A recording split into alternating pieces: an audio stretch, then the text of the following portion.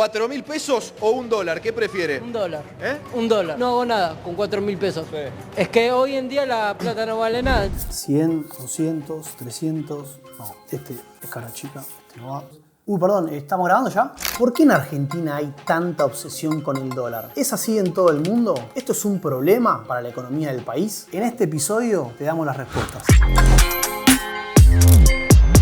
En Argentina estamos todo el tiempo hablando del dólar. En la radio, en la tele, en los medios. Hasta le preguntamos al tachero y te sabe decir cuál es el dólar financiero de la economía. ¿Por qué sucede esto? Veamos qué dicen los datos. Según las estimaciones del INDEC, los argentinos tienen atesorados fuera del país más de 277.800 millones de dólares. Sí, escuchaste bien. Para que te des una idea, estos son más de 10 veces las reservas que hoy tiene el Banco Central atesoradas. También podemos comprobar esto con datos a nivel mundial. Si observamos la cantidad de dólares que están circulando por el mundo, sacando obviamente a Estados Unidos, que es el país que los emite, Argentina posee 1 de cada 5 de esos dólares. Esto obviamente es un montón y además representa y confirma que es un fenómeno muy particular de nuestra economía que no se observa en el resto de los países. Esto claramente sucede porque en Argentina todo aquel que puede ahorra en dólares. Esto lo podemos confirmar mirando las estadísticas del Banco Central, sobre todo para el periodo que va del 2016 a mediados del 2019, que es cuando en Argentina había libertad total para comprar dólares, que es cuando prácticamente no hubo regulaciones y por lo tanto cualquier persona que quisiera podía comprar dólares. En esos años, casi 7 millones de argentinos accedieron a la compra de dólares.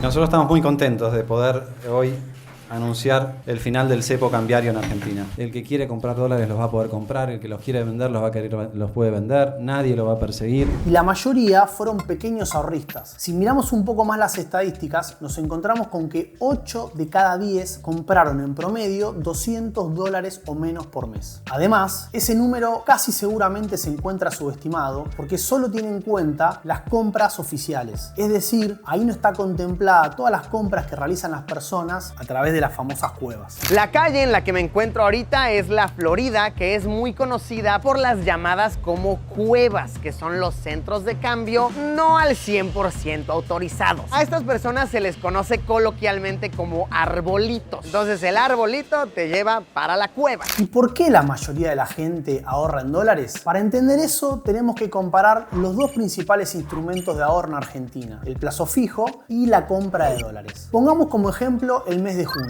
Si nosotros teníamos 100.000 pesos y los poníamos en un plazo fijo, eso nos daba un interés del 2,3%. Es decir, que para fin de mes tendríamos 102.300 pesos. La alternativa con esos 100.000 pesos hubiese sido la de comprar dólares. Como al 1 de junio el precio del dólar estaba a 1.270 pesos, podría haber comprado unos 79 dólares. Como a fin de mes el dólar estaba a 1.410, si yo vendía esos dólares, hubiese obtenido a cambio 111.260 pesos, es decir, un 11,3% más. Pero a esto falta incorporarle la inflación. No me sirve de nada tener más plata si con eso compro menos cosas que antes. Cuando vemos la inflación de junio, que fue el 4,6%, y se lo incorporamos a esta inversión, vemos que entonces el plazo fijo en realidad obtuvo un rendimiento negativo del 2,2%. Es decir, perdí plata. Justamente esto se explica porque la tasa de interés que me da el plazo fijo, que es del 2,3%, no alcanza a compensar la inflación, que fue del 4,6%. En cambio, el ahorro en dólares sí tuvo un rendimiento positivo que al descontar la inflación terminó siendo del 6,4%. Obviamente que esto no es representativo porque es un mes puntual. En realidad las inversiones se realizan por plazos de tiempo mucho más largos. Tomemos entonces, por ejemplo, un plazo a 5 años. Comparemos contra junio del 2019. Pensemos que tenemos 2 millones de pesos, que con uno lo ponemos en un plazo fijo y lo renovamos de manera constante todos los meses, y con el otro compramos dólares. ¿Con qué nos encontramos? El gráfico a continuación muestra la evolución en el tiempo de estas dos inversiones. Fíjense cómo el plazo fijo pierde prácticamente todos los meses contra la inflación y para junio del 2024 solo tendríamos 287.400 pesos, es decir, una reducción del 70% de nuestros ahorros. El dólar, en cambio, cambio muestra muchísima más volatilidad, con picos donde llega incluso a valer 2,5 millones,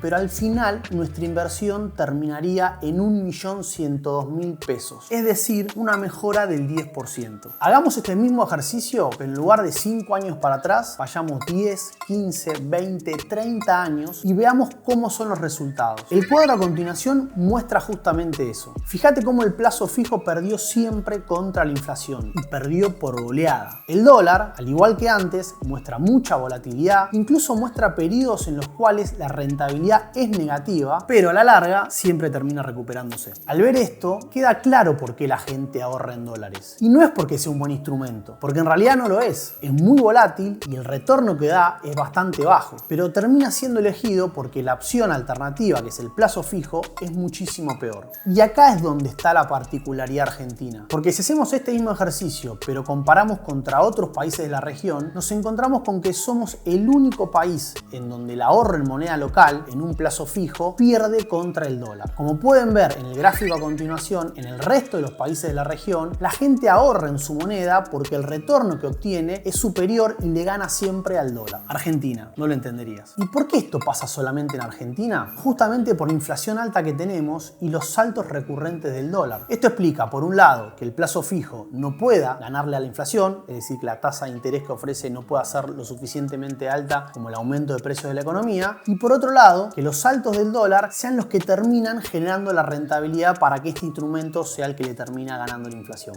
Y si no entendés qué es la inflación, acá está el capítulo anterior. Sumado a esto, en nuestra historia reciente tuvimos varios episodios donde el gobierno de turno tomó medidas que afectaron directamente el ahorro de la población. El plan Bonex, el corralito, la especificación asimétrica de los dólares a pesos. Todo esto llevó a reforzar el hecho de que la población se vuelque a la compra de dólares como instrumento de ahorro. El que depositó dólares recibirá dólares.